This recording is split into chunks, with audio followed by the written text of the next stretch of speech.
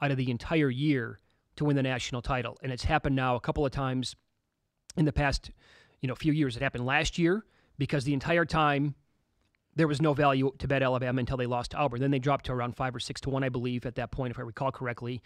And I think it was 2 years before that when they eventually beat Clemson. I did it that year as well, and it paid off after they lost that game to, I think, Ole Miss. That crazy game that was a high scoring and up and down with some wild plays. I bet Alabama immediately after they lost and got, I think, plus 550 that year to win the national title. And that goes back when the poll era, usually if you lost, you'd drop so far you were out of it. Mm-hmm. But again, the only on the conference, no such thing as a bad loss. Right. Today's going to be awesome. When the show is done, a lot of reading coming up for yours truly. It's going to be on the 2018 VSiN College Football Betting Guide. I got it late last night. Going to check it out later on today. The guide focuses on betting football, nothing more, nothing less. There's no mainstream views or fantasy advice. We break down all 130 teams with betting analysis that will you're going to want to keep handy for the entire college football campaign. Our experts offer a forecast for every team, specifically addressing the season win totals posted in Las Vegas for the 2018 campaign. Will a team go over or under, and why? We explain. It's almost 150 pages. It is the ultimate college football betting resource. Only $14.99. It is available right now for download. Go check it out at vsin.com/subscribe. You can get it right now, vsin.com/subscribe. So Brent writes, watch your wallet with Alabama. 13-1 last year. And I know it's inflated point spreads because the public lays whatever. I think it was a couple of years ago. Maybe they've been great, usually first halves as well. But Louisville, Arkansas State, Ole Miss, A&M at home, Louisiana at Arkansas, Missouri at Tennessee, at LSU, Mississippi State, the Citadel, Auburn. I mean, what? They're gonna have to just have a horrible game. Auburn, but to get them at home. That's the other thing too. Every time they play LSU, it's off a bye. Funny how that works. Well, at LSU, come on, they're not the same program they were 5 years ago. No, I'm just saying how they set that up as well. Yeah. They always play them off a bye. Yeah. The big week. And right before the Auburn game is the cupcake game. Of course. Every single year. For both teams. How that works. Uh-huh. Yeah. But it's hard to find a loss when you look at Bama's schedule. Okay, let's run this down on ESPN.com. They sent out a story yesterday ranking all 30 teams in the NBA. Okay, Warriors number 1. Boston number 2. The Rockets number 3. I got to tell you, I am off the Rockets. You have to be. Altogether. Downgrade now. It's official. Downgrade. It's like last year. And by the way, kudos to everybody. I remember last year was day 1 of the NBA, and I sent out a poll question on Twitter when we were on the show asking thoughts on OKC after they got Carmelo Anthony, and the vote won on downgrade OKC now that they brought him in. Same thing with Houston. Downgrade the Rockets after they brought in Carmelo. They have them 3rd. Not to mention Reynolds is a Knicks fan. How'd that work out last time we had D'Antoni and Melo together? You know? That's like, touche. Yeah. Knicks won the title, right? It's dangerous.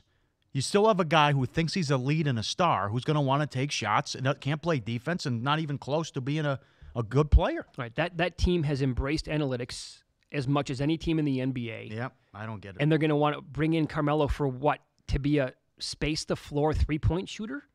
Can't defend it all. Why would you want him to be the guy to chuck up? You can find other guys. That doesn't make any sense to me. Philadelphia's 4th. Toronto 5. Philly's too high. Yeah, I agree. Toronto 5, though, overall, because of Kawhi. Should be. It should be up there. Great move. Yeah. No, I'm glad they did that, actually. OKC's too high. Yeah, OKC, number 3 in the West. Here we go again with this again. Couldn't even win a playoff series. So this is how ESPN ranks the West. Warriors 1, Rockets 2, OKC 3, Utah 4, Denver 5, and LeBron and the Lakers number 6. Denver ahead of the Spurs.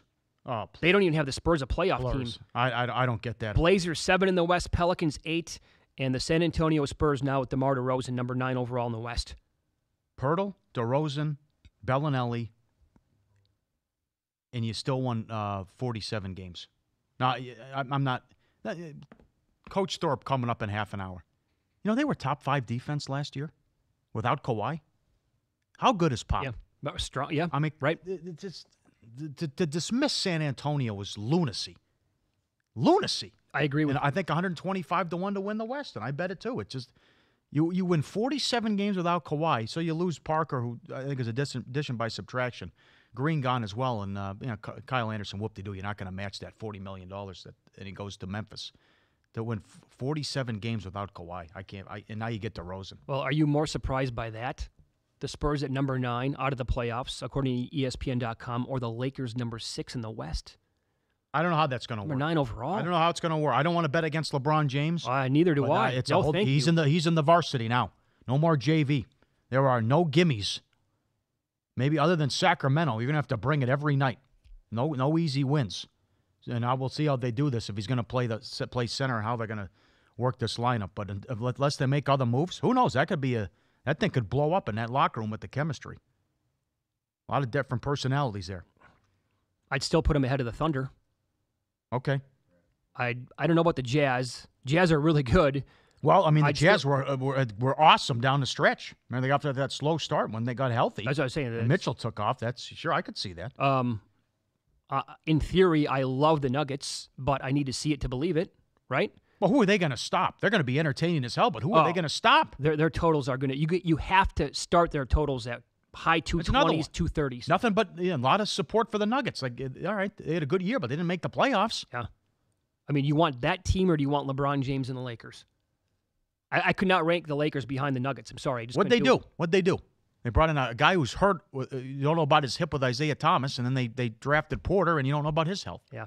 Look at how good the West is, though. The Blazers, number 7. I know. They were and the Pelicans, number 8. Well, the West has 10 of the top 15 teams, according to this poll. That part has to be true. 9 of the top 13 overall. T-Wolves Minnesota's a 10 seed. Yeah, they got the Wizards ahead of the T-Wolves. Come on. Now that's again, just going down the rankings here. The NBA, you got to change the playoffs. Minnesota can win 45 games and miss it this year. And they might be the 10 seed. Yeah, it'll be bad in the East. We say it every year, but the 7 or the 8 in the East. Whew. No respect for Miami. They're way down the list. And that will be a horror show with Atlanta as they trade Schroeder. I mean, they have the worst team in the league. They're going to be awful.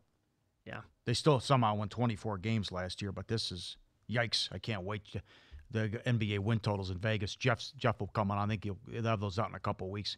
Jeff thinks he told Matt Humans yesterday maybe high 20s with the Cavs. Whoa. Wow. Still in the high 20s with their win total. Well, they're not going to drop off like they did when he left the first time, are they? They're not going to be the worst team in the NBA.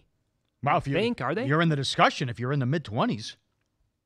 Yeah, you're in the discussion. You're right there. No, right. The tanking's going to – you'd think the tanking would end. You got Love, who's hurt all the time. You got Love. You got Sexton. Sexton, I think, is going to be pretty good. You got J.R. Smith. He's reliable, isn't he?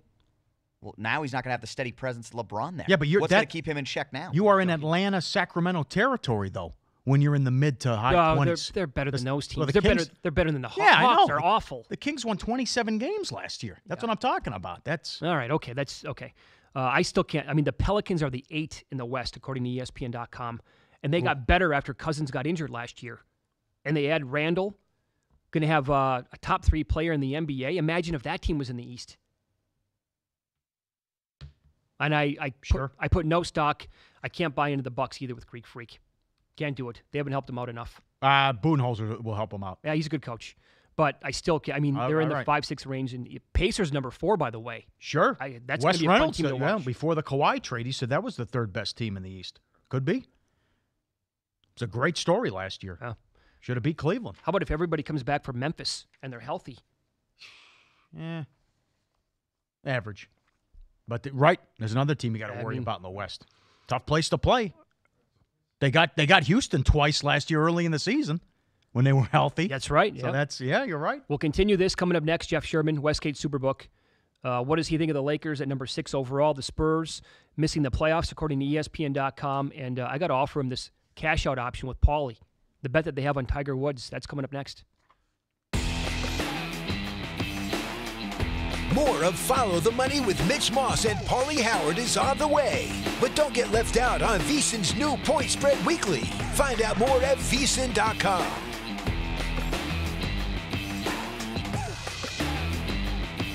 At VSiN.com, our goal is to give you the news you need to win 24/7. You'll find the up-to-the-moment odds for all the major sports on the board. Not only that, you'll be able to track how the lines change minute by minute right up to game time.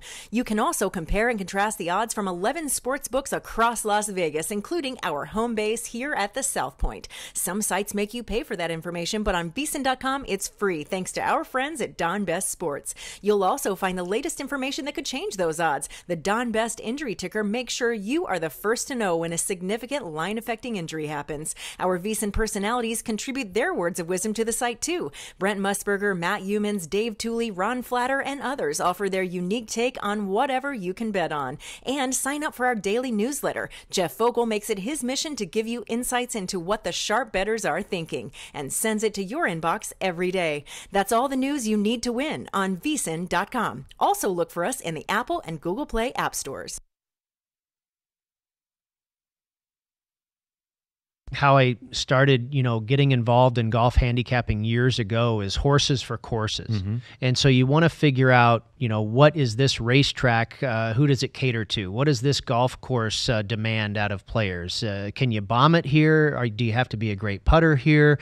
Do you have to hit greens in regulation here? At the beginning of the week, I try and pinpoint what those 5 or 6 or 7 statistical areas are that are going to be paramount at this particular golf course for the week. And then I look over the golfers and find who is best in those key areas and start plugging my numbers in from there and see if Team A beats Team B. No one put any restrictions on me.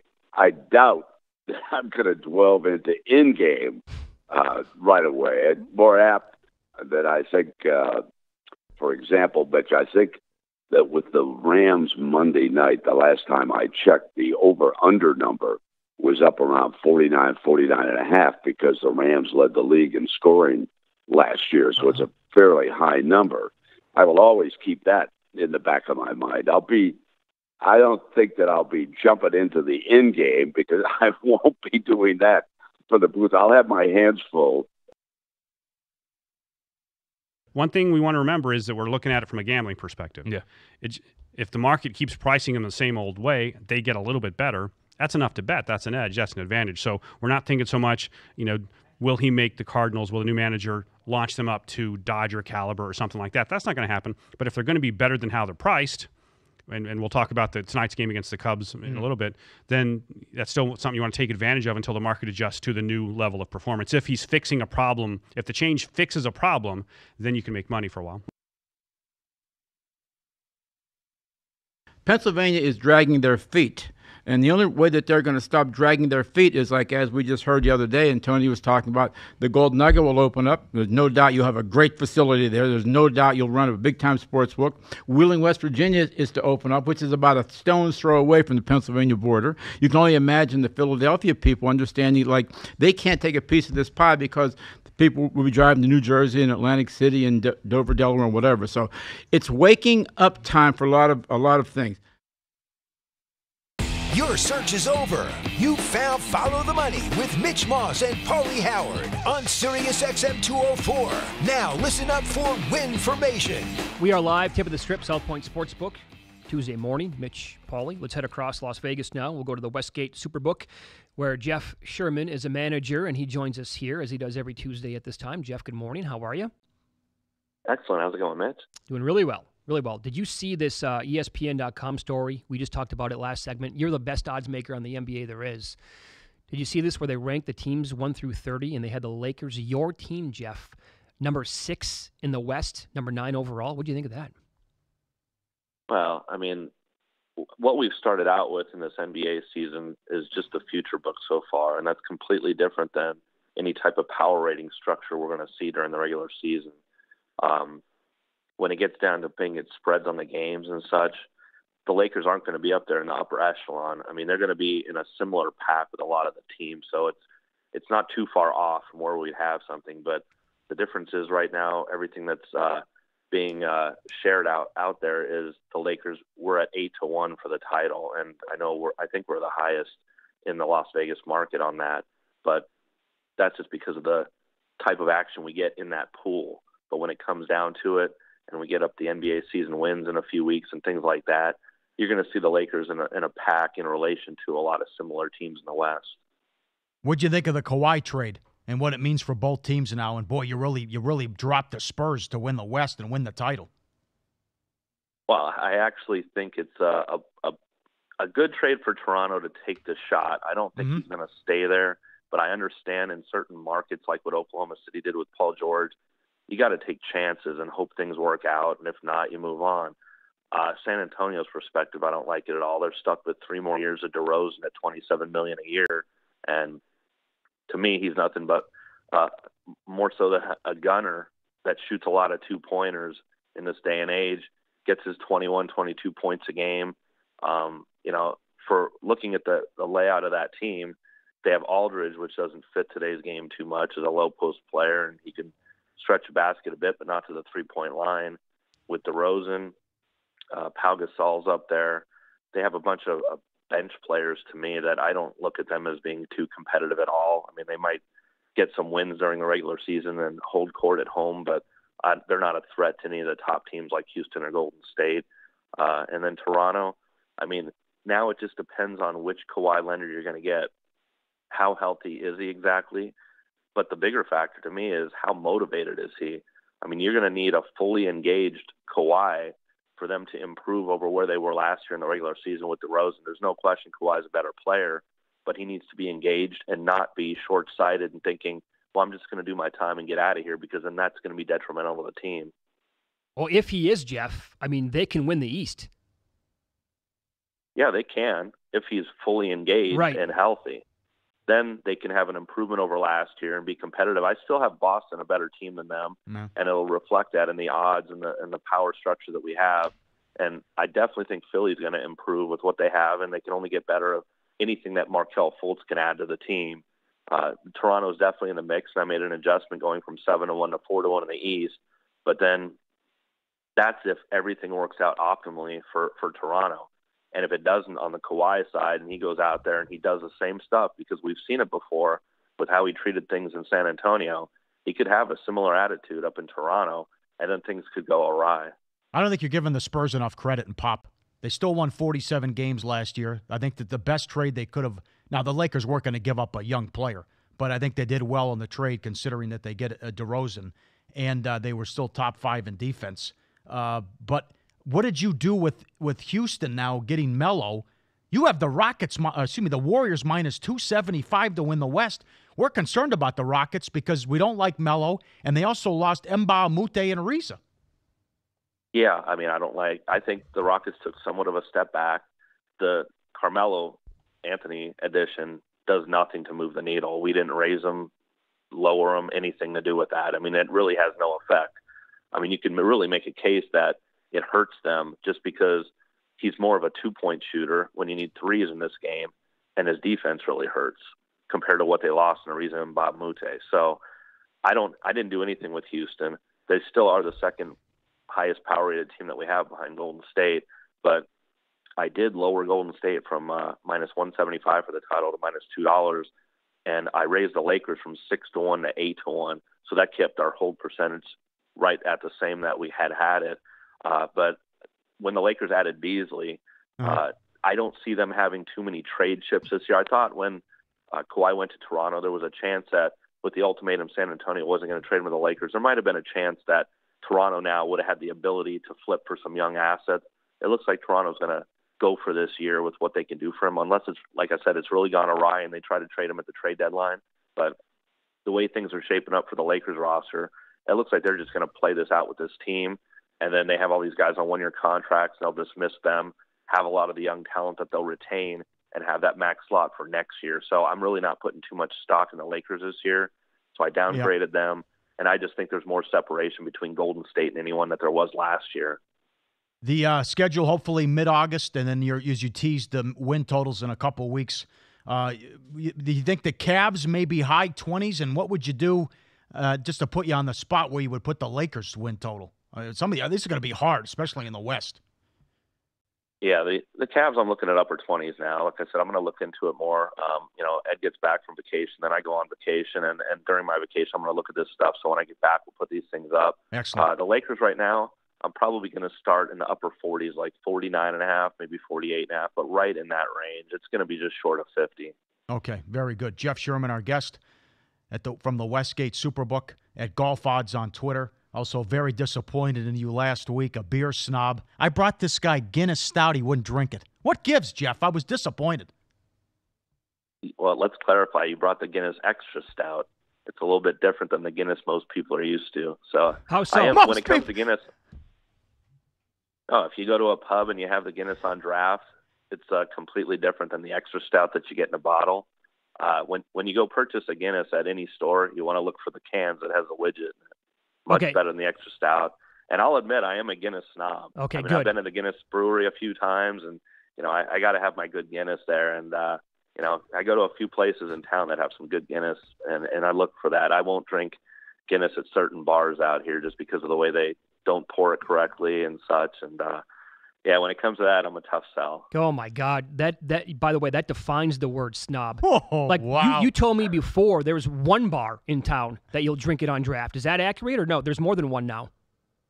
I'll have it at a couple others. I prefer it at one place, but there's some that I'll stay away from because I've tried it there, and you can tell they just pour it right to the top, don't even let it settle, and it's awfully thin and it's not taken care of properly. They don't take care of their pipes, and there's a couple places in town, some of the Irish pubs and such, that you can get it close to what you get in Ireland. So you got to go that direction. I brought 2 6-packs. Did Murray drink it at least?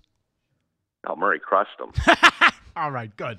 Good for him. Hey, let me. So here's the deal. You and Paul have this bet on Tiger Woods to win another tournament. Doesn't have to be a major. Good sweat. That was a good sweat, buddy. Not including the Senior Open when he's 50 and beyond, right? It has to happen Correct. On the PGA level. Okay, so he was very close on Sunday. I'll play the role of sportsbook here for a second. I will offer both of you a cash-out option right now.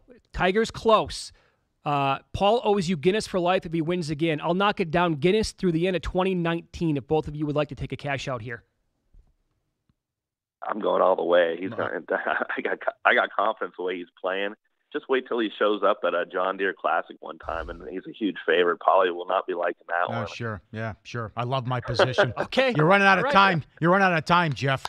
He's going to be 43. He's going to be 43 in December, and we'll see. Once he gets up to 44, 45, it's going to, the health issues and these other guys, the fields are so deep, and they're not going anywhere. Too good. You know what, though? We saw this year, Phil Mickelson won a WGC event in Mexico at his age, and he's got a few years on Tiger, and Tiger right now is playing better than Phil. He's favored in the matchups that I put him up against. He's sniffing wins closer than Phil really is. So, I mean, I don't know how anyone could discount Tiger with what he's done this season to say that he wouldn't win. I'm trying to play the role of peacemaker here. It's been 5 years, Jeff. I've been right for 5 years. I just got to be right for another 7. Six. I don't think you saw this year coming as a lot of people did. That's fair. That's fair. Yeah, that's fair. By the way, how bad of a beat was that on Sunday if you had him to finish top 5? Yeah, I know. It's that's what the Open Championship can do. I mean, it's a tough course, and sometimes the conditions kick up, and you see a lot of volatility in scores. And there's a lot of things that you can say were tough beats this weekend, even through the second round with guys making and missing the cut and such. So. But it went well for us. We had a good tournament. We did extremely well on the matchups and propositions, and I had a piece of Molinari myself, so it went well. Good for you. That was fantastic action. I don't know if we're going to see a major like that again. What was it? 4 holes left, 9 guys within 2 shots, and then you had a 6-way tie on the back 9. It was lunacy. Yeah, no. John was having fun on the in-progress wagering. Sure. He said he's never been that deep with having that many guys with a shot at it. The action was fast and furious on the app on that. We were just taking it across the board, so it was very conducive to the in-progress wagering. Were you on vacation on Sunday? How come John had to do that? No, I was here, but I was monitoring everything else, and he just wanted to watch some golf, so I just let him have it. And on weekends, I tend to work on some things, so it's tough for me to do that, but we've started some in-progress wagering on weekly events, and he's taken that by the reins. So I'm just spreading my wings out a little bit. Well, by the way, you were on Molinari. I'm not talking about this tournament specifically, Jeff, but you mentioned his name to us, I want to say at least 6 weeks ago, maybe more than that, about how solid he's been playing and how high you were on this guy. Yeah, I've been high on him for a few years, where I often played him in matchups, and he's almost like what you'd see out of Matt Kuchar and Paul Casey, where he wasn't winning, but man, he was a machine, and he just tee to green, he was awesome, and he'd put you up there where he'd finish top 10 or so. This year he cracked through some wins. He won in the European Tour, then he won Tigers Tournament, the Quicken Loans National, and you could have made a case that going into the Open Championship that he was the hottest golfer on the planet, and we took some money on him at 30-1. I got him as he was winning the Quicken Loans National at 50-1. But there was a case to be made that you easily could have included him in your staking plan just the way that he was playing. Can you it's John Rahm, and there's some other guys as well, although Fleetwood has played well. There's a long list of golfers now who are attracting money on every single major. The Rahm thing, like, come on. Go out there, quit making a mess of yourself every major. But Fleetwood, Rahm, Fowler, who else is on the list? Yeah, Fowler's a big one. I mean, he's always up there top 5 in ticket count and money, and people are basically at the point they're just supporting him until he wins. Yes. Because he's been close, and you're still getting 16 to 18-1, and there's a lot of people that really think he's close enough that he's going to win in the next 10, and they'll be able to profit off that. So you just see that consistency every major with him. And these guys out here, they like to bet the guys that are young and they play with aggressive attitude. And Rahm's shown that in other tournaments, and not in the majors quite so yet. But when they see that and they go see him win by a few shots and just carry that swag with him, they like to get behind him when he's in the 20-1 range or so. So, we always see that support, and people, they just take the stance that this guy's good enough, he's close enough that I think he's going to win one before the next 20 shots. That's the way I feel with Xander Schauffele. Yeah, and but his odds decrease now that he's 50-1 for the PGA, and right. People are getting behind Tony Finau like that too. Mm-hmm. Because Tony Finau's got a pretty good record in the majors. Now we're heading to the PGA Championship at St. Louis, and I was looking up that information because I put that up on Sunday right after the British finished, and it's for a long hitter's course. 7,400 yards, par 70, so length is going to be an advantage. That's right up Tony Finau's alley. I'm sure he's going to be a popular selection again for that major. And it's the last time we have it in August. That's a great move now, starting next year, to move that thing to May. You agree? Help the handle? Yeah, absolutely. It's only going to increase the handle. I mean, the handle for each major goes down as each one takes place.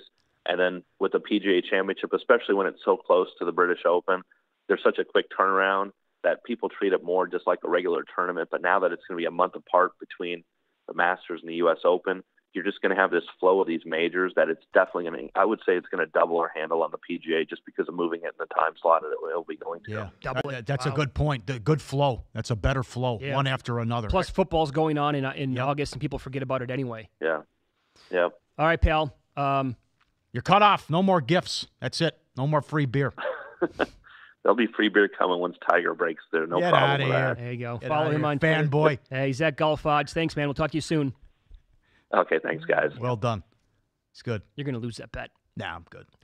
We have some breaking news to get to in the National Football League. Not good. This does not happen all the time when we're on the air because we're on so early. This could be huge for this team. Not in a good way. That's next. More of Follow the Money with Mitch Moss and Paulie Howard is on the way. But don't get left out on VSiN's new Point Spread Weekly. Find out more at VSiN.com.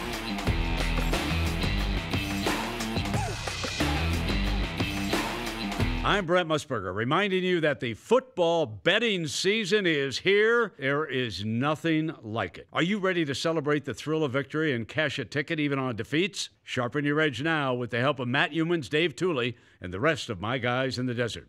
We'll get you prepared for the football season with exclusive handicapping stories and data that you won't find anywhere else. Go to vsin.com/subscribe for the package that makes sense for you, including a 1-week trial at no charge. Our new all-access subscription includes Point Spread Weekly, VSiN's digital magazine designed to make you a better handicapper and avoid the agony of defeat. You'll also get VSiN's 140-plus page college football betting guide out later this month, followed by our comprehensive pro football betting guide in August. Sign up now, vsin.com/subscribe. That's vsin.com/subscribe. Remember, cash and tickets is what it's all about. If you didn't catch VSiN last week, here's some of what you missed. Will someone in this universe start listening to me? Boxing is dying, and they don't know what to do about it. Yeah. This is what we're looking at. It really is. He is so remembered, especially in this town, because he lived here. Oh, yeah. He was Mr. Las Vegas. There was no question. There was so many things that he helped institute and promote. I mean, nobody knows that he basically invented the World Series of Poker. He took that idea to Mr. Binion and said, we should promote poker. Everybody plays cards on the kitchen table. We should develop poker as a new revenue stream, and we should call it the World Series. We'll get the best players in it, and they'll play the different games, and, declare a world champion, and we'll promote this. World champion, and we'll promote this. And, this is MLB cannot even run its home run derby properly and enforce the rules and protect the integrity of the home run derby. But I'll say this, Amal, the bookmakers in each state, especially centered here in Las Vegas, always are watching out for the integrity of the games. Well, first of all, let's be realistic about this stuff right now, okay? None of the players are in jeopardy of fixing a game in the professional levels now. They all make way too much money. Steph Curry's going to make $40 million next year. How much money are you going to give him to throw a game? People might be wondering, hey, it's middle of July, football's a couple months away, why are we talking about it? But as I've talked to your managers back here, people are already putting action down on football, whether it's college or pro. The professionals, what they'll do is they know we're putting them up. They'll start doing their work early. Now what will they do? Well, the same as us. They'll watch how our team's performing, what's coming out of camps. Are there any injuries? Is there any new schemes? Look at new hires from a coaching perspective and things like that. Free agent signings and all. The exercise that you guys are doing is good because you want to get to the window. You have an opinion, and it's a different opinion. That's fine. Let's say it would have went the other way, where all this money would have shown on the Golden State Warriors. The game opened 4.5 and went to 9, and then they beat them. They beat their brains in. The only thing you would have read about is like those people in Las Vegas knew that LeBron's hand was broke. They kept letting people bet 4.5, 5, 5.5, 6, knowing that they had no chance to win. But nothing came out about it. No penalty was given to the Cleveland Cavaliers. I don't understand it. And I really don't understand is Adam Silver being quiet? And we're back with more Follow the Money on Sirius XM 204.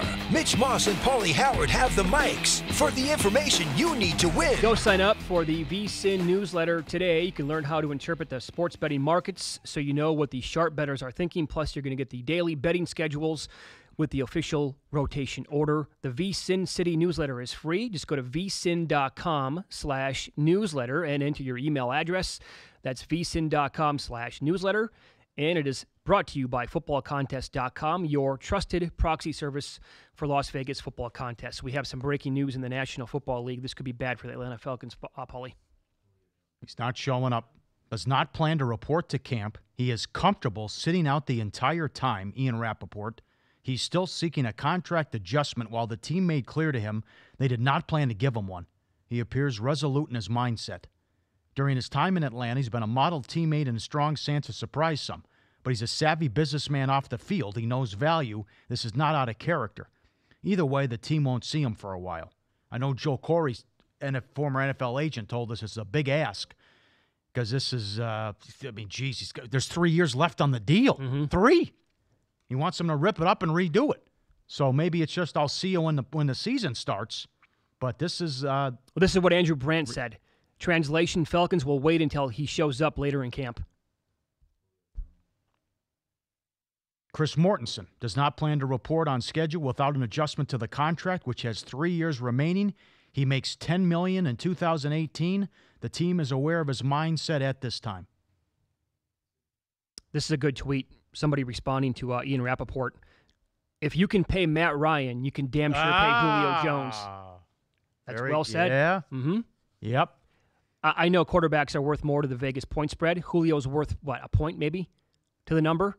That's about it. Matt Ryan's worth they spread it around 4 or 5 points. They do spread it around. They put up numbers with they won games last year. But for some reason, they ignored him a lot last year, including the red zone, and their offense wasn't close to what it was 2 years ago. Still, he's on the field though. You got to account for him. Of course, you do. Completely different though. But that's a fair tweet. Yes, certainly. Let me ask you this: money to give these quarterbacks, and all right. Who would you rather have, Matt Ryan or Julio Jones? Matt Ryan. You would? Yeah. I'm not talking if you're Atlanta. No. If you're a team other than Atlanta that can bring on one of these guys, Matt Ryan or Julio Jones, I think I take Julio Jones. Nah, that depends on my core. I mean, who's one of the other options? I mean, look at what if I got a Tom Savage or somebody? What if he's my quarterback? It doesn't matter who I'm throwing to. I'll give you the Broncos right now with Case Keenum. Would you rather have Matt Ryan or Julio Jones? They got good wide receivers too. You saw what happened with them last year. I'd take my chances with Keenum and say, give me Julio. I get it again, Vegas point spreads and wide receivers to quarterbacks. Again, going back to our discussion with Matt Ryan, we kind of know what the guy is. 2016 was the outlier. Up next, David Thorpe's going to join the show. We'll get into the NBA with him. Raptors are around now 4-1 after acquiring Kawhi to win the East. What does he think of that number? We'll ask him next. More of Follow the Money with Mitch Moss and Paulie Howard is on the way. But don't get left out on VSiN's new Point Spread Weekly. Find out more at VSiN.com.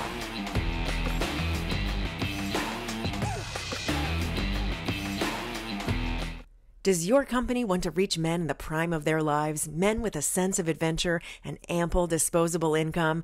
Consider advertising with the Vegas Stats and Information Network. When you do, you'll be reaching a national audience that is 95% male, college-educated, between ages 25 to 54, evenly distributed, making $100,000 a year or more, and visiting Las Vegas at least once a year.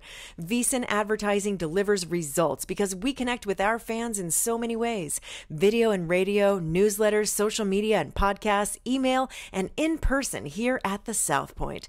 That's why you are hearing and seeing more and more ads on our network. Get the same results that Quip, Harry's, and Hims are getting.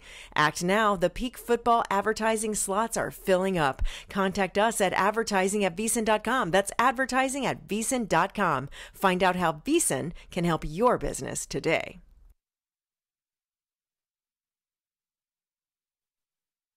How I started, getting involved in golf handicapping years ago is horses for courses. Mm-hmm. And so you want to figure out, what is this racetrack? Who does it cater to? What does this golf course demand out of players? Can you bomb it here? Or do you have to be a great putter here? Do you have to hit greens in regulation here? At the beginning of the week, I try and pinpoint what those 5 or 6 or 7 statistical areas are that are going to be paramount at this particular golf course for the week. And then I look over the golfers and find who is best in those key areas and start plugging my numbers in from there and see if Team A beats Team B. No one put any restrictions on me. I doubt that I'm going to delve into in-game right away. It's more apt that I think, for example, Mitch, I think that with the Rams Monday night, the last time I checked, the over-under number was up around 49 and a half because the Rams led the league in scoring last year. So it's a fairly high number. I will always keep that in the back of my mind. I don't think that I'll be jumping into the in game because I won't be doing that for the booth. I'll have my hands full. One thing we want to remember is that we're looking at it from a gambling perspective. Yeah. If the market keeps pricing them the same old way, they get a little bit better. That's enough to bet. That's an edge. That's an advantage. So we're not thinking so much, will he make the Cardinals, will the new manager launch them up to Dodger caliber or something like that? That's not going to happen. But if they're going to be better than how they're priced, and we'll talk about tonight's game against the Cubs in a little bit, then that's still something you want to take advantage of until the market adjusts to the new level of performance. If he's fixing a problem, if the change fixes a problem, then you can make money for a while. Pennsylvania is dragging their feet. And the only way that they're going to stop dragging their feet is like, as we just heard the other day, and Tony was talking about, the Gold Nugget will open up. There's no doubt you'll have a great facility there. There's no doubt you'll run a big-time sports book. Wheeling, West Virginia is to open up, which is about a stone's throw away from the Pennsylvania border. You can only imagine the Philadelphia people understanding, like, they can't take a piece of this pie because people will be driving to New Jersey and Atlantic City and Dover, Delaware, and whatever. So it's waking up time for a lot of things.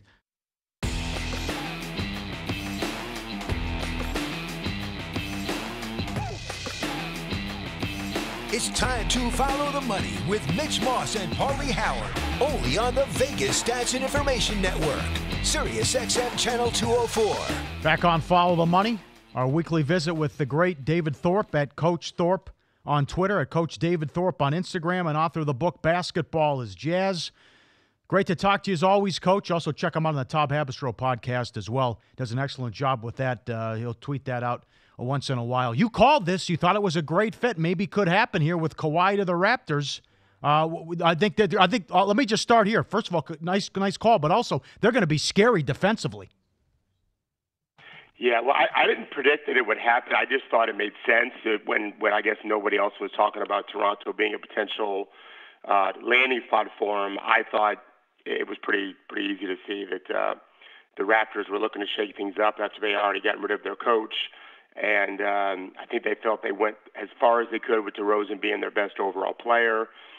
So upgrading to Kawhi is a no-brainer, other than the risk, of course, in that we don't really know what Kawhi you're getting. I think I'm guessing Toronto felt like if we make this move, it could put us over the top, or it could bury us a little bit because Kawhi doesn't have it anymore because of the injury or something else going on. But they'd be off his money, and then they're out of DeRozan's money too. So they could kind of start over with a bunch of good young players. So it makes sense to me. And I actually think they're right there with Boston. If indeed Kawhi is healthy, we won't know that until we see the games. Yes, and also the acquisition of Green, another guy with their bench and what they have defensively. And I guess the other thing is, what do they have with the new head coach as well, although they promoted from within? Well, that's a great question. I don't know Coach Nurse. We've spoken before. I have really no idea. No one does what kind of head coach he'll be. He's well respected for sure. Players like him, but that doesn't mean sliding over that one more position. Things won't change. I do not yet feel like they're done adding people. We saw in the playoffs last year their amazing bench wasn't as helpful. Even though they're now going to be 1 year more experienced, they're still not those grizzled veterans that I think most playoff teams want to have if they think they can make a championship run. So I wouldn't be surprised if all season they're looking to add a veteran wing or a veteran big. But clearly, if Kawhi is what he was, and a lot of players need a great coach to help bring it out of them, just like Pop needed to do for Kawhi. If Nick Nurse can do that and Kawhi's in the running for MVP, this team can't just challenge for the East.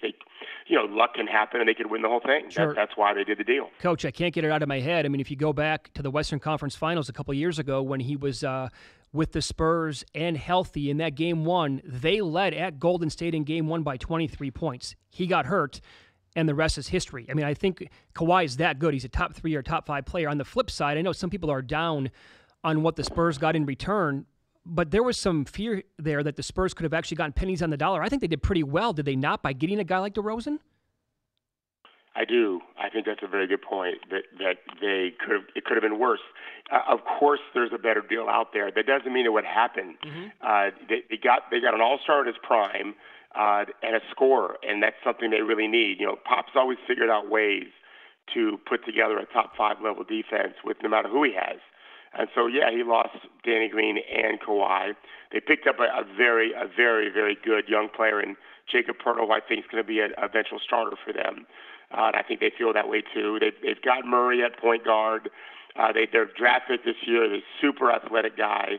I think they felt like we just need to put a primary perimeter scorer in place next to LaMarcus, and then let our system do the rest. And maybe they're not going to win more than 50 games, but if they can win 50 with a future now, they've done better than almost any other thing they probably could do outside of a blockbuster, which I just wasn't worth the risk. At least this keeps them in the running to be a competitive playoff team. No, I agree with all that. I just think you can't dismiss them. The fact that they won 47 games without Kawhi, and now they add DeRozan and Pop, and even without Kawhi, they were a top 5 defense. But I'll ask you, how does this work now in today's NBA, where they have their 2 best players are mid-range jump shooters? Yeah, well, I thought they were going to teach LaMarcus Aldridge to be a 3-point shooter, and they didn't.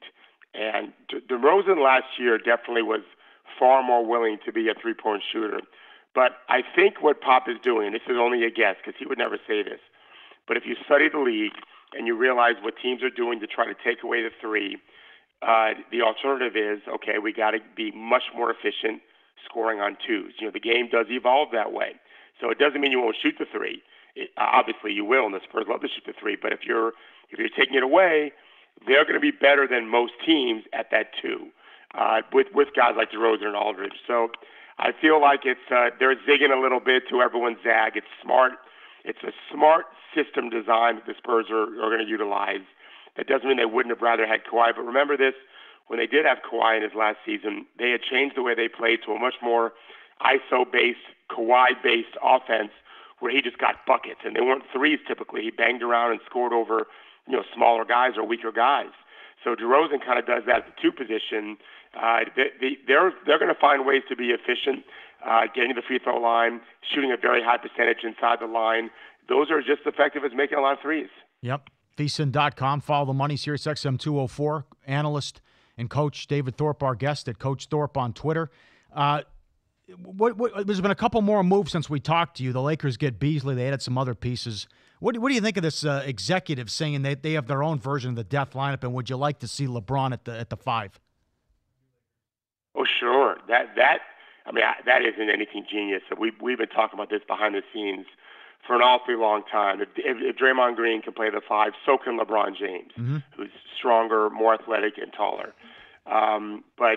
Let's not get confused here with what they've done and then with the idea of playing with the 5.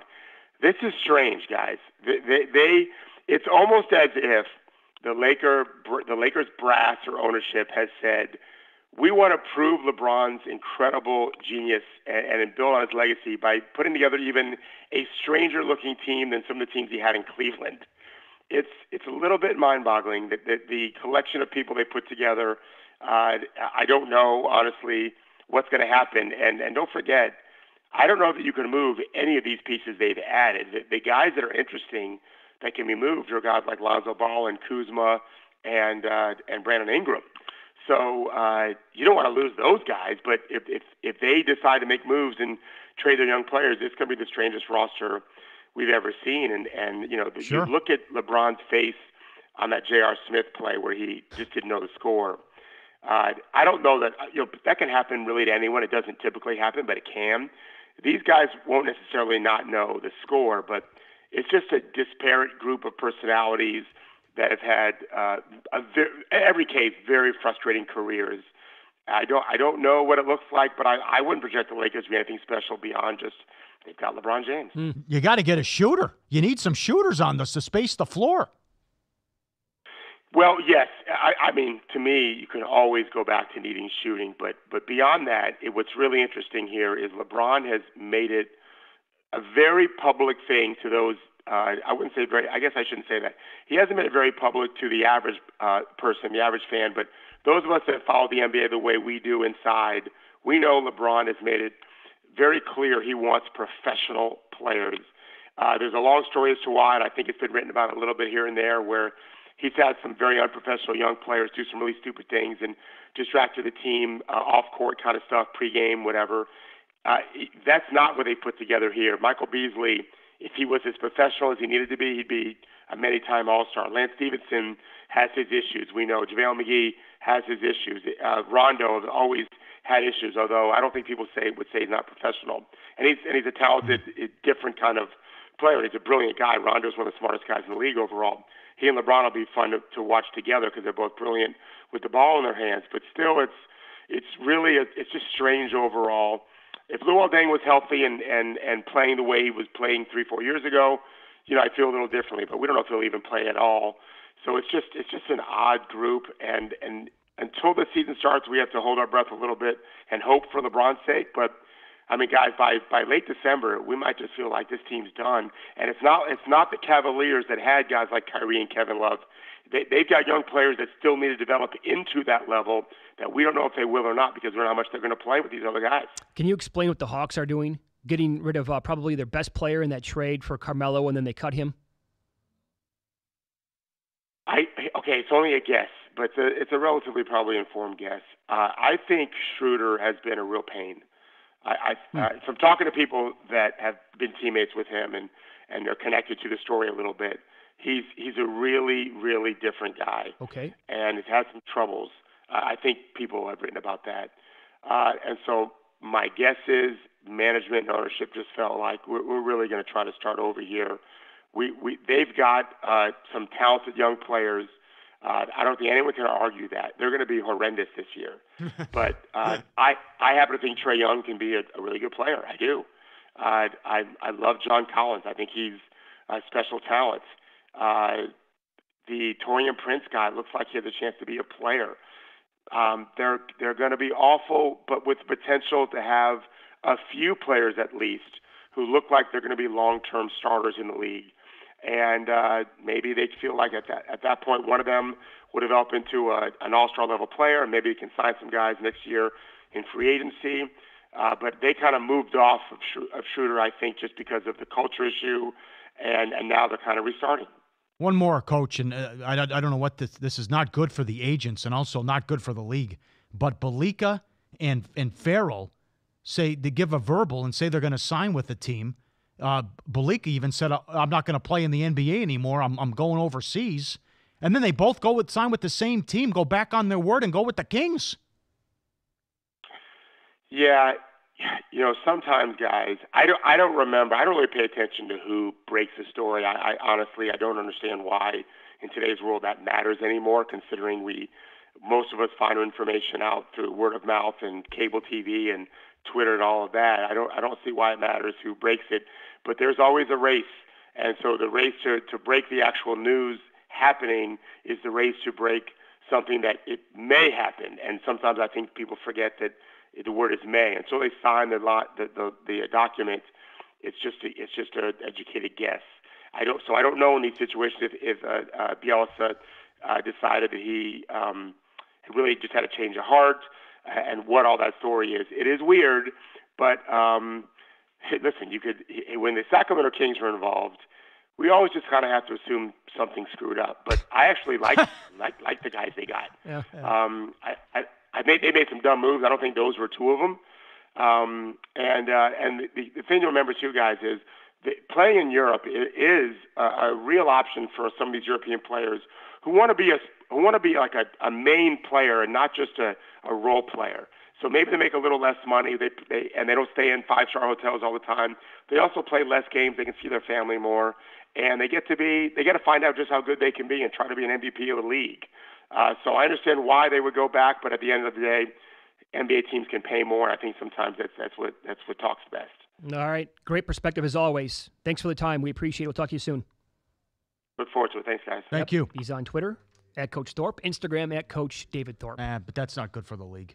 You got guys like Brian Windhorst. That pissed off Brian Windhorst. I mean, it's rarely that you see something that grinds his gears. That bothered him. I don't blame him. You can't do that. Hey, Philly, I'm signing with you. Forget it. To verbal and then forget it. I'm not even gonna. Nah, I'm not done. I'm done with the NBA. Then he go to the Kings 3 years, and then Farrell, and they don't even. They assume they're getting them, and then they don't hear from the agent, and it's like, oh, by the way, we're going to Sacramento. What the hell's going on here? This is going to sound really dumb. Kings have a lot of players, man. Doesn't mean they're going to be good. I want to know how they're going to figure out the rotation. They're going to have like 12 guys on the team next year that should probably get some minutes. And the other thing, there's a couple things here with Toronto about Nurse, the new coach, and are you going to get a pissed off, motivated, something to prove Kawhi, which I think you will, or you don't know about the health. But I thought this is pretty good. David Robinson, who was on, and he would know, but Robinson's saying, I never talked to the guy. I don't know who he is. Yeah, I mean, it's one of the oddest situations I think I've seen since I've been in pro basketball. He's a hard guy to understand. He's a hard guy to read. And, San Antonio, which we obviously have a reputation for taking care of our players almost too much. I mean, people criticize us for sitting guys down. Now, all of a sudden, we've got a guy who says he felt pressure to play, which is, tough. I mean, what can you do? I mean, we typically don't risk our players' health. But, here, I mean, if a guy's not happy, he's got to go somewhere where he can play.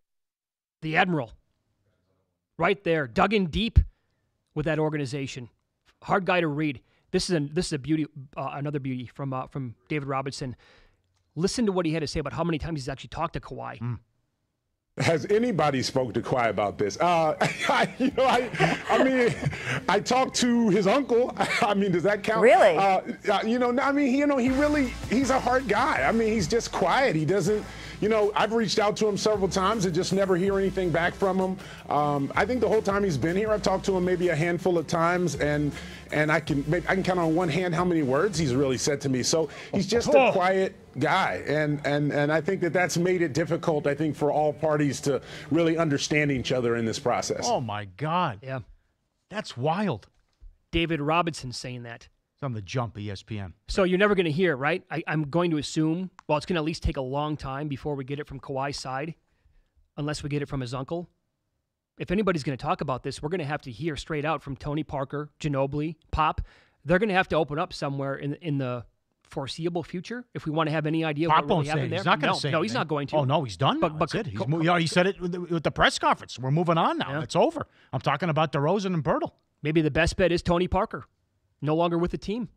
Maybe he'll eventually open up. He's got to say something. I mean, the introduction with the press conference here, he's got to say something. You get at some point the league's going to fine him. The Raptors now. The guy's got to talk to the media. Yeah, he didn't talk all last year. Mm-hmm. Got to say something. Well, what's the deal? What's the true story here? Run it down. What do you? I think Bill Plaschke said that on with Brent. Like L.A. He wants to play with it. He doesn't talk. The league's they won't stand for this in L.A. The people are going to want to talk to him. He's not going to do interviews. The league's going to fine him. That was Ari Temkin said was that. Ari? Okay, sorry. It was on. All right. Clippers, he could get away with it, maybe. Yeah, right. But you got Lakers. How many people cover the Lakers? And how big of a story is that? Right. Yeah. You got to open up. Wow. All right, so follow the money on Sirius XM 204, VSiN.com, and the VSiN app. We'll get into Win Some, Lose Some.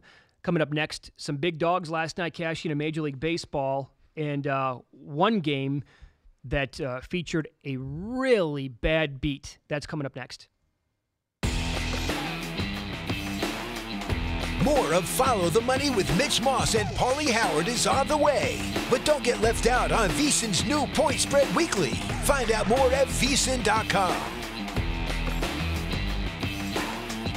ForHims.com. I love it. It's easy. Just take one pill. One-stop shop for hair loss, skin care, sexual wellness for men. Thanks to science, baldness can be optional. Hims connects you with real doctors and medical-grade solutions to treat hair loss. No waiting room. No doctor visits. Save hours. ForHims.com. Answer a few quick questions.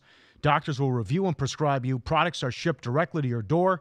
I get the Propecia, knockoff, however you want to call it, piece of cake. But you need a prescription for that, but it's so easy. ForHims.com. Did you see, I know Brent's been talking about LeBron with the For Hims over the last couple of months. Did you see Tiger at the British Open? Oh, I know. Get the hair restoration. You have the money. Get the For Hims. He's beyond that, though. Too late now for him. Yeah, you blew it years ago. Should have known about For Hims. Got nothing up there. Yeah, you don't want to look like Tiger up top. Do something about it now before it is too late. Our listeners get a trial month of Hims for only $5 right now while supplies last. You need to see the website for full details. And again, this would cost you hundreds if you went to the doctor or a pharmacy. Go to forhims.com/follow. It's forhims.com/follow. Again, forhims.com/follow. If you didn't catch VSiN last week, here's some of what you missed. Will someone in this universe start listening to me? Boxing is dying, and they don't know what to do about it. Yeah. This is what we're looking at. It really is. He is so remembered, especially in this town, because he lived here. Oh, yeah. He was Mr. Las Vegas. There was no question. There was so many things that he helped institute and promote. I mean, nobody knows that he basically invented the World Series of Poker. He took that idea to Mr. Binion and said, we should promote poker. Everybody plays cards on the kitchen table. We should develop poker as a new revenue stream, and we should call it the World Series. We'll get the best players in it, and they'll play the different games, and, declare a world champion, and we'll promote this. World champion, and we'll promote this. And, this is MLB cannot even run its home run derby properly and enforce the rules and protect the integrity of the home run derby. But I'll say this, Amal, the bookmakers in each state, especially centered here in Las Vegas, always are watching out for the integrity of the games. Well, first of all, let's be realistic about this stuff right now, okay? None of the players are in jeopardy of fixing a game in the professional levels now. They all make way too much money. Steph Curry's going to make $40 million next year. How much money are you going to give him to throw a game? People might be wondering, hey, it's middle of July, football's a couple months away, why are we talking about it? But as I've talked to your managers back here, people are already putting action down on football, whether it's college or pro. The professionals, what they'll do is they know we're putting them up. They'll start doing their work early. Now what'll they do? Well, the same as us. They'll watch how our team's performing, what's coming out of camps. Are there any injuries? Is there any new schemes? Look at new hires from a coaching perspective and things like that. Free agent signings and all. So the exercise that you guys are doing is good because you want to get to the window. You have an opinion, and it's a different opinion. That's fine. Let's say it would have went the other way, where all this money would have shown on the Golden State Warriors. The game opened 4.5 and went to 9, and then they beat them. They beat their brains in.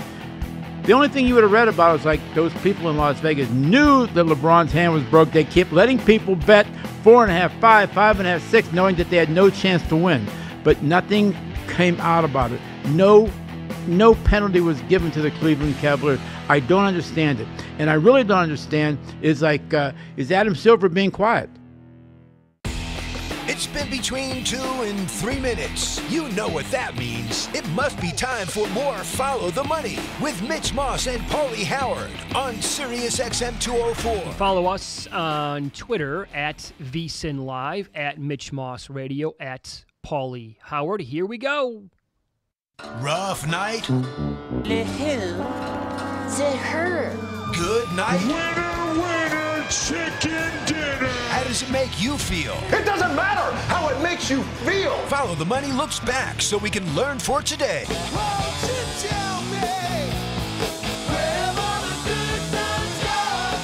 Win some, lose some. Let the education commence. Bad beats all over the place. Royals minus 105, led 4-2 in the ninth. The Tigers get 3, and they win 5-4, only the second win in 50 games for Detroit, when trailing after 8, first since April 5th. Amazing. I'd say that's a bad beat. And the Cardinals, plus $1.05, Ponce de Leon. You got a no-no through 7. You can't cash the ticket. The Reds get 2 in the bottom of the ninth and win 2-1. Norris blew it, but De Leon took a no-no into the 7th. 116 pitches, first career start, 14 months after the line drive off the head. Yeah. Oh, is that horrible to watch? Yeah, that was terrible. I remember that. But what a way to bounce back, and what a crushing betting loss though last night. You have you can't. He's untouchable last night, unhittable. Yep. You go to the pen. Hicks coming in. They've been pretty. Hicks to Norris been pretty solid this year, and they blow it. And this depends on what you bet, but I mean, I guess this is fascinating too because not everyone knows this. Yeah. If you bet a run line and a total, it's got to go the full distance. Got to go. It can be a completed game. The Indians lost 7-0, but the game only went 6 innings. So if you had the Pirates on the reverse run line like a listener did, refund. If you bet Kluber on the run line, refund. If you bet the total, refund. So that's tough all the way around. Tell that story that you said earlier today from years ago. I was sitting at a sports book, and the guy had the Yankees, and they got their asses kicked, but it only went 7.5. It was the bottom of the 7th, eighth inning, whatever, when the rains came, and the guy ripped up the ticket right in front of me. I go, oh, boy, they lost 12-2. Goes, oh, no. And he sit there, he's trying to piece it together, but a lot of people know that, and that goes to what Nick Bogdanovich told us a while back, that high 7 figures in unclaimed tickets, and this adds to it. Where sure people, it does. You have it on the app, it's not a problem. Mm-hmm. But you got it? This is great. I love the Nick Bogdanovich, director of trading, William Hill, about all the uncashed winning tickets that go that aren't cashed. It's high 7 figures. Wow. You're holy cow. What do you think it is? Drunk? I have no idea. I know when I make a ticket, I know exactly where it is. Yeah, right. At all times. I could care less where my wife, dog, and cats are, but I know where that ticket is. Yeah. They lose the ticket. They're drunk. They don't know. Figure it's a loser? Yeah. They figure it's a loser. Future tickets or rules, something like that. Yeah, I wanted to bring this up today. It's another one. The other one was teasers. If you have a 2-team teaser in the first game put, now that's Las Vegas. I think offshore it could be different. In Nevada, 2-team teaser, the first one pushes, doesn't matter even if the second one loses, it's a refund. Yeah, you get the money back. You can't have a 1-team teaser. Buster Olney recently, it was yesterday in fact, before they lost last night, wrote about how the Indians, by the way, forget about the loss for a second here. They're in the best shape. Think about this. There are 4 teams in the American League, I think, with better records right now than the Indians. Yankees, Red Sox, Astros, Mariners might as well. He says the Indians are by far and away in the best shape out of any team in the American League. They can sit guys down the stretch. They can give Kluber a couple of days off. They can shape up the rotation any way they want because they're going to win the Central. They're not going to have to worry about playing a wild card game. And meanwhile, the Red Sox, Yankees, Astros, maybe Mariners or A's are all going to have to worry about that. Win some. Red Sox 160 up to $2. They're 10-1 this year against the Orioles. Boston 71-31. The Orioles, what are they now? They're 28-73. Oh my God. Lose some. Yankees 265 went off 310 at the win. Lost 7-6. Now 18-3 when Severino starts. He was 25-1. A 25-1 run as a starter. Assuming he's a favorite rather. Sanchez was terrible. What are you doing with the lack of hustle? Bases loaded. The play's right in front of you with 2 outs, and they have the shift on. And you don't bust your ass down the line, and they just beat them on the ground ball as the shift on. They couldn't get the force out at second. That and also the pass ball. But the bunt, though, for Gregorius. Boone's I mean, terrible. come on. Boone was terrible. The last thing you do there is bunt. First and second, nobody out. You have him bunt, and the pitcher's all over the place, struggling with his control. Just walked Judge and was all over the place.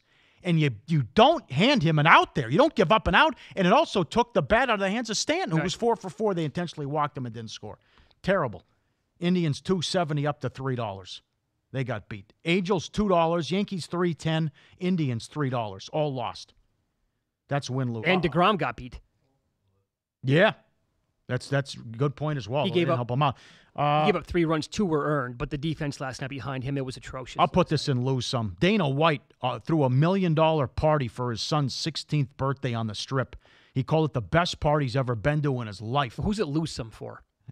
The kid's future? Dana White. Well, yeah, the kid's set up to fail. Okay. The kid can only go down from here. He gets a Range Rover.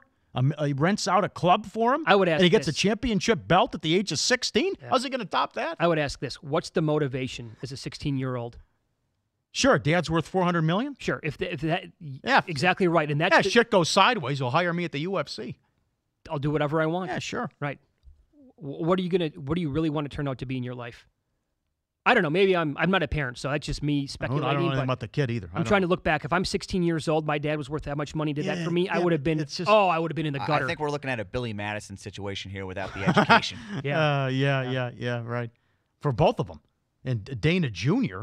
got the same treatment at his 16th birthday party. He rented out the Brooklyn Bowl, and Kendrick Lamar was the headliner. Jesus. He had DJ Carnage and Everlast there last week at the Cromwell. Rented out Dre's nightclub. It's over $1 million to rent it out. And he gave him a customized Land Rover Defender. Fewer than a dozen exist in the United States. White, again, who called it the best party he's been to in his life, he hosted a circus-themed party complete with real elephants, and they ate a couple of trees, and the cops were called. Was that at his house? Yeah. You can rent elephants at your house? The HOA, people must have lost their shit. How the hell do you get elephants in Las Vegas? It's probably the neighbors' trees they're eating.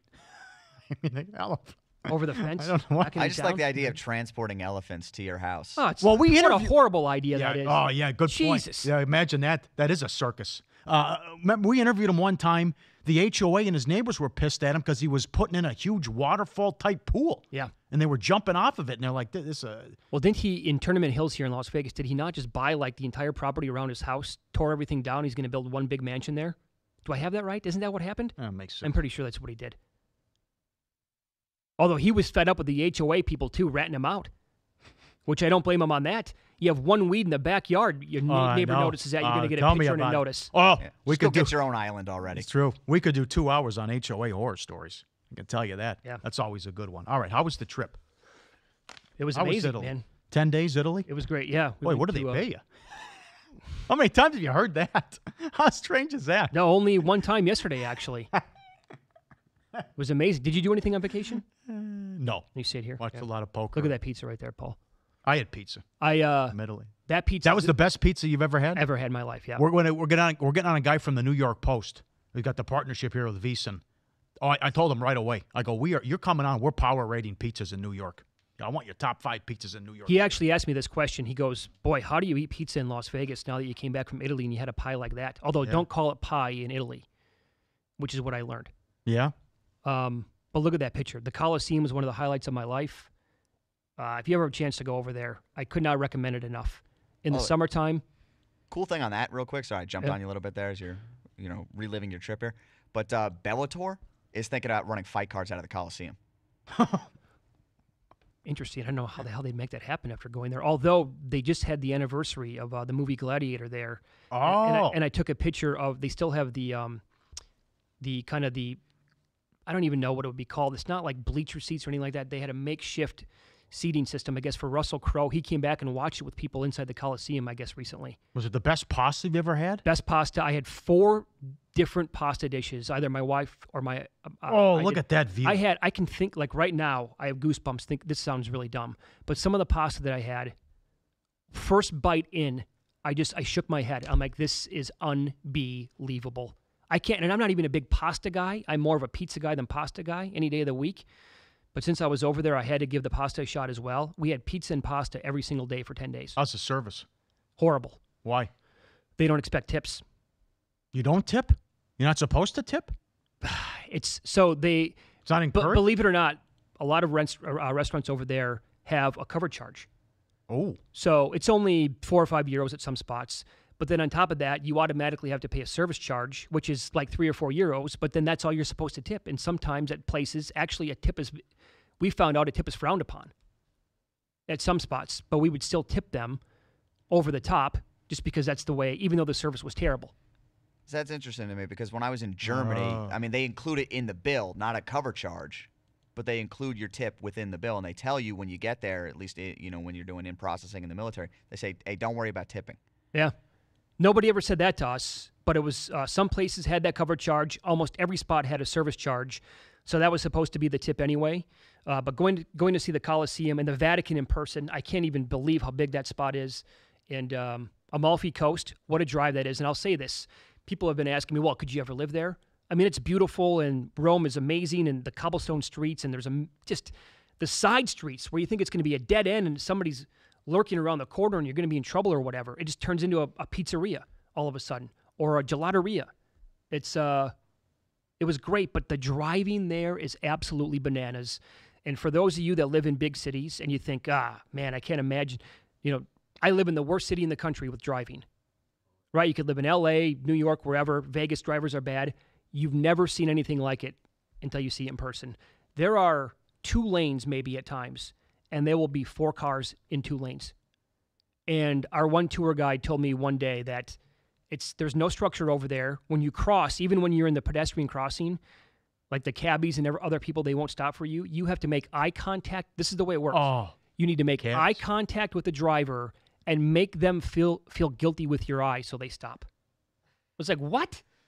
Could you imagine that in the U.S.? You stare them down, give them a look. That's how they're going to stop and you cross? That was one of the highlights of my trip to New York City was the cabbies. They don't care. I'll it's tell you right hilarious. Now, the taxi ride that we were in Naples, I feared for my life a couple of times. The guy ran the reddest light in the history of mankind. It was light for 10 seconds. The left lane was wide open. The middle lane and the other side had like 3 or 4 cars waiting. It was probably 10 seconds. He just guns it. I'm like, what is happening? What are you doing? But I really hope, by the way, that the make them feel guilty with your eyes is on the permit test over there. Yeah, right, exactly. Got an A on that. Really did a good job with the shifty eyes over there. But it was I have to do this is weird too. You know how your whole life you rely on your parents or your grandparents to tell you what nationality you are, your roots, where you came from? Oh, no. My whole life, right? I'd ask my grandma, hey, what's our background, Grandma? And she'd look at me with uncertainty. Well, I want to say we're Norwegian and German and I couldn't even tell. This is no joke. I had so many of the locals over there assume I was Italian. So now I got to get that Ancestry.com thing done or the 23 thing. I got to get that done because I'm now convinced I'm partial Italian. No chance. Yeah? No. Convinced? Molto bene. Grazie. Bellissimo, huh? No. Well, what are the odds, Paul? No. That he's FBI, full-blooded Italian. Yeah. Not full-blooded. 10%, right around 10%, I'll guess. They just assumed that I would speak Italian. And I would say, mi chiamo Mitch. Well, were you Sono drunk di at Las the time? Vegas. Because you do speak a lot of Italian when you get No, drunk. not at all. But it was just like they would come to me speaking Italian, and I would say, non parlo Italiano. They're like, what, you don't speak Italian? I'm like, I picked up some phrases on the way over there. We tried to teach ourselves some of the key words or whatever, but no. They're like, you're not Italian? Really? You grow a mustache, look like Artie Bucco. I'll grow a mustache. We'll see if we'll put the side-by-side on. Do that. See how that Before him to get that going. Yeah. Hey, come on. Carm, come on in. I know it's raining. It's wild, though. Triple of a lifetime. Good for was you. Great. I'll tell you this. 10 days in Italy. That's living. The worst part, easily. I have no desire to do that. None. But you don't like to fly. People rip. Well, that and I can't. I lost my mind that trip to New York. Bad back, 3 car accidents, but 5.5 hours, I couldn't do it. Well, on the flight back, then I got to take. How about that? You can't sleep on an airline. I can't believe that. I have to take pills though, but I'm right. I take right out. I did. I took pills on the way back. Didn't matter. I can't sleep. You're up for 35 hours. So we left what would have been 11:30 at night, Las Vegas time. By the time it was all said and done, 9.5 hours to Philly, 5-hour layover, flight to Las Vegas. I couldn't sleep. I got to bed at 9 o'clock Las Vegas time. I was up for like 36 hours in a row. I can't sleep. And then I did something I've never done in my entire life. I slept for almost 15 hours consecutively. I went to bed at 9 a.m. on Wednesday when we got back. I woke up at almost midnight. Impressive. Had no clue what day it was, what time it was, nothing. I was completely out. And this is a little off topic what you're talking about here, but I mean, did you go to any of the kiosks over there? Any of the betting kiosks? Check out how they do things? Never saw any sports books. Really? Never saw a sports book. Saw a couple of dispensaries. They were all over, not all over, but they were. But I can't believe how many pizzerias and pasta shops. I mean, it's in Rome alone, unbelievable how many different restaurants there are. It's pretty cool. Well played. Well done. We got a tweet from listener Keith. DeGrom is 5-5 with a 1.71. He has 159. That's correct. Yeah. He has 159 strikeouts and 131 innings in 20 starts, and the Mets are 8-12 in those 20 starts. Yep. And then you got Syndergaard, who's got hand, foot, and mouth disease. Very common, I guess. DeGrom, by the way, his number is like right around 2 or 3 to 1 to win the Cy Young. No, yes, a lot of people are saying he might get it. He's in play because of now with analytics yes. and just this isn't the dark ages here in the 80s. Wow, look at the win-loss record. Yep. We've seen it where guys King Felix did it one year. They're saying because Scherzer struggled and that they're saying he can win. Look at the ERA. Scherzer's coming back to the pack. Throw out the win-loss record. That's a team stat. Yeah, and by the way, Severino's now shooting himself in the foot for the award.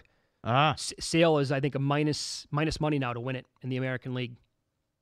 Been so dominant. Up next, we'll get into college football. Jim Harbaugh was asked about sports betting and the injury report, and James Franklin on scheduling teams in college football. That's coming up next. More of Follow the Money with Mitch Moss and Paulie Howard is on the way. But don't get left out on VSiN's new Point Spread Weekly. Find out more at VSiN.com.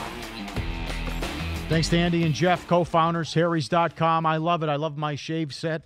Great razor. You're on record. Now, you take it away. You think it's the best razor? Well, it is because the way once you put the Harry's razor on your face and start to shave, the way it's like the contour of the blade into the razor actually into the handle, it fits your face so perfectly that I've never had a blade like that before in my entire life. And by the way, if you're still shopping for blades or razors at grocery stores or department stores, time to catch up. You need to stop doing that and get on board with having them delivered to your house just like Harry's. Yep.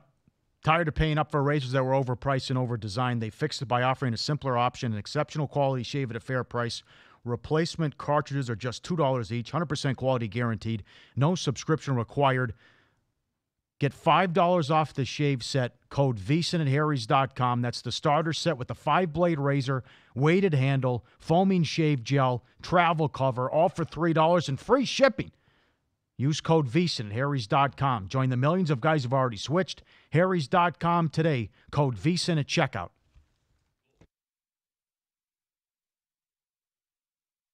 how I started, getting involved in golf handicapping years ago is horses for courses.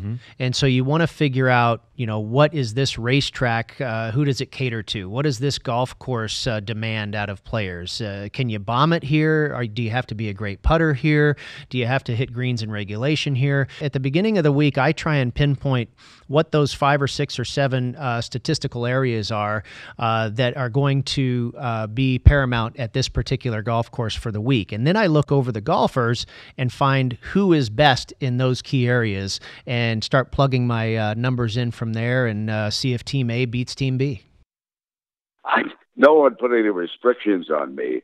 I doubt that I'm going to delve into in-game right away. It's more apt that I think, for example, Mitch, I think that with the Rams Monday night, the last time I checked, the over-under number was up around 49 and a half because the Rams led the league in scoring last year. So it's a fairly high number.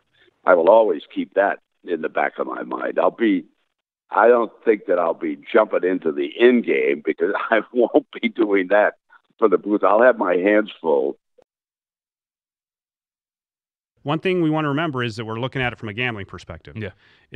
If the market keeps pricing them the same old way, they get a little bit better. That's enough to bet. That's an edge. That's an advantage. So we're not thinking so much, will he make the Cardinals? Will the new manager launch them up to Dodger caliber or something like that? That's not going to happen. But if they're going to be better than how they're priced, and we'll talk about tonight's game against the Cubs in a little bit, then that's still something you want to take advantage of until the market adjusts to the new level of performance. If he's fixing a problem, if the change fixes a problem, then you can make money for a while. Pennsylvania is dragging their feet. And the only way that they're going to stop dragging their feet is like, as we just heard the other day, and Tony was talking about, the Gold Nugget will open up. There's no doubt you'll have a great facility there. There's no doubt you'll run a big-time sports book. Wheeling, West Virginia is to open up, which is about a stone's throw away from the Pennsylvania border. You can only imagine the Philadelphia people understanding, like, they can't take a piece of this pie because people will be driving to New Jersey and Atlantic City and Dover, Delaware, and whatever. So it's waking up time for a lot of things. Your search is over. You found Follow the Money with Mitch Moss and Paulie Howard on Sirius XM 204. Now listen up for Winformation. We're going to hear from Jim Harbaugh on sports betting and the injury report coming up in a few moments. Covers.com tweeted out some offshore prop bets. Who's going to start at quarterback for certain college teams? Alabama. You go Tua or Jalen Hurts. Tagovailoa is minus 230. Hurts plus $1.65. Who do you like there? Yeah, Tua. So do I. We had a guest last week who thinks Hurts will transfer. Okay. Ohio State, Haskins or Tate Martell. Haskins is minus $6. Tate Martell is a Las Vegas product. What has happened to this guy? Played at Gorman. He was unbelievable. Yeah, the hype was through the roof, and he's transferred. He can't. Probably too small. He's 5'11". Have you played? Maybe 6 feet. Yeah. But that has to be Haskins, right, to win that job? I mean, it's a borderline miracle if Tate Martell wins that gig. I would agree. At Oklahoma, it's Murray versus Kendall. Murray is minus $6. Kendall plus 370. Is that something to pay attention to here still? No, he's the guy. I'm asking about maybe any in the last month here that we have before football starts. I think he would have changed his mind by now with the contract. No, I think he's making a mistake. Did you see the Washington State, the kid who committed suicide? His brain was like that of a 60-year-old. Oh, God. Don't tell Larry Fedora. Yeah, Fedora No, will say had nothing to do with what football. is he doing? That was an embarrassment. You have all year long. That was reckless. That was irresponsible. That was just silly. At Media Day, you have all year long to shape what you're going to say when you're asked, because you have to kind of think like that's going to at least be a question, right? And you downplay it and say football has nothing to do with it. What a dummy. I'm sorry. We're weak as a country. We're getting soft as a country. That's pathetic, man. That is awful. At Clemson, every quarterback is plus money. Bryant, how about that? Bryant's plus $1.30, Lawrence plus $1.60, Johnson plus 510, and this Bryce kid's plus 820. Who do you like? Let's go Bryant. I have to. That's odd. I mean, a couple of months ago, it felt like Lawrence might actually beat him out for the gig. Got a ways to go here. Yeah. And we mentioned some of the other ones as well. Shea Patterson at Michigan minus $1.90. I don't know how he doesn't win the job. Minus $1.90. I would agree. I'd agree with that. All right, so his head coach is Jim Harbaugh. It's fun now. Media day, 4 of them now. Big Ten done. Mountain West starts today. AAC's going on, and Pac-12 tomorrow in Hollywood. And Bruce Marshall will be on there with all the weirdos, Hollywood Boulevard. So Harbaugh was asked about the injury report yesterday and how he would talk to his players about legal sports betting. As far as gambling, don't gamble. Don't associate with gamblers. Avoid it like the plague. Don't walk away from that run.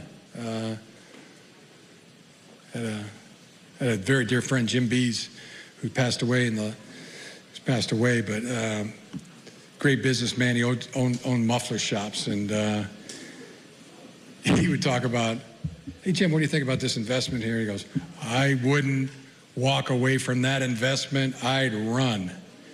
It's always stuck with me. That'd be the same advice I'd give players as it relates to gambling in any form or fashion. Jim Harbaugh on legal sports betting.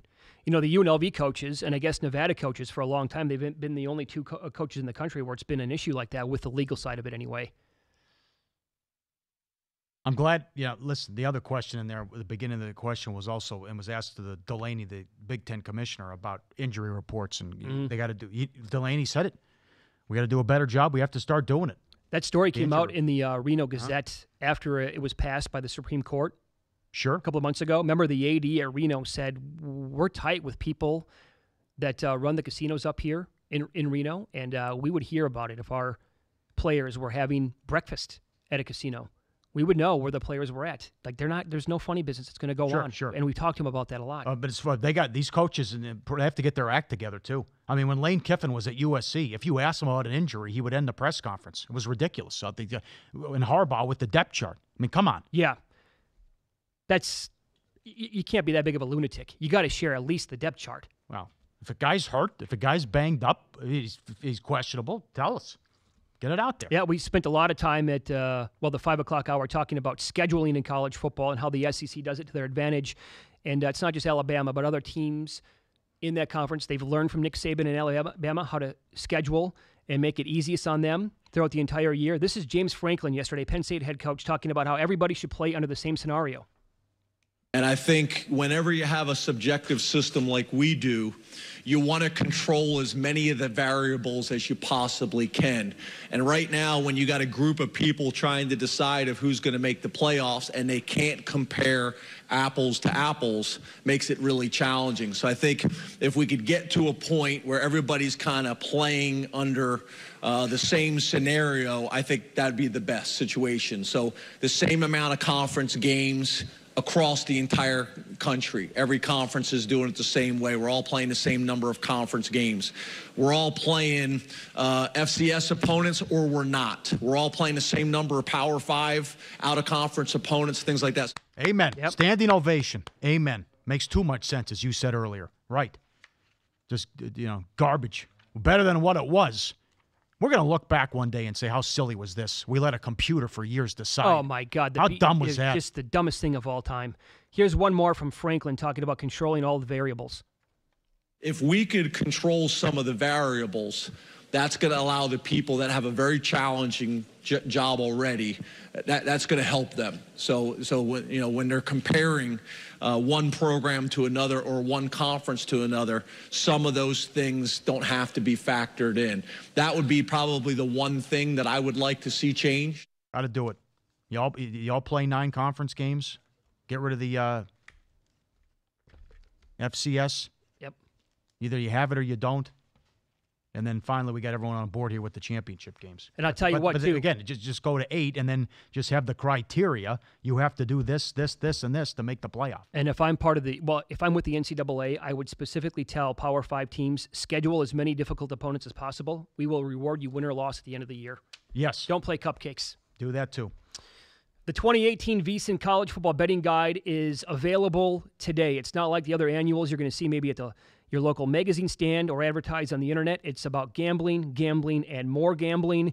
VSiN's experts offer a forecast for every team, specifically addressing the season win totals posted in Las Vegas for the 2018 campaign. Specifically, teams, will they go over or under, and why? It's 140-plus pages.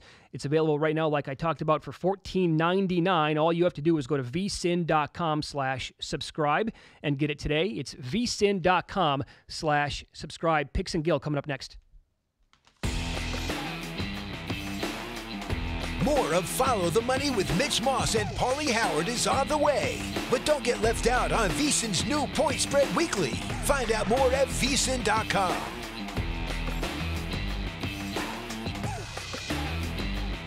I'm Brent Musburger, reminding you that the football betting season is here. There is